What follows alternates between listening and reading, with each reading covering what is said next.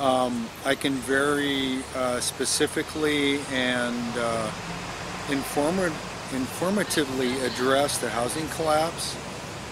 Now, there is no blame. I'm not into the blame game, but I can very clearly tell you that there's some people that bought houses that couldn't afford them. And then when they were asked to pay for them, they couldn't. Therefore, they were foreclosed upon. So you need to ask a very clear question. The people that could not pay for something that they bought, whose responsibility is that?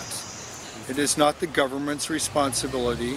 It's not the lender's responsibility, aka the banks. It's the people that took out the loan's responsibility. Did they have the ability, did they have the capability, the knowledge, the awareness, the financial stability to pay for the loans that they borrowed money from these institutions to pay back? If you cannot afford what you can pay for, then do not buy it. I have followed that path through my entire life. If I cannot afford it, I don't buy it. So why do these other people feel that they are somehow entitled to purchase and to own things that they cannot afford? Hopefully that's a very clear statement and a very clear explanation of your question.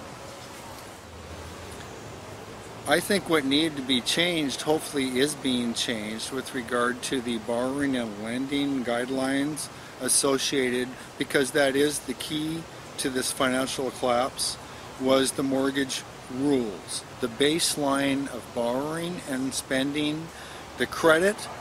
There are people buying on credit in this country back in the 50s, back in the 60s, 70s, 80s. They borrowed on things that they clearly did not have the ability to pay for. What needs to be strengthened throughout this economy, both in this world, both in this country and the entire world, is the guidelines with regard to credit. How much do we lend versus how much are people willing to actually pay for? How much can they actually afford? This is all about, I owe you more than I am willing to pay back to you. Whether it's on a socialization level or a capitalistic level or a personal level, this is all about, can I give you what you are entitled to, which I have been promised to you? And it needs to be recognized both ways.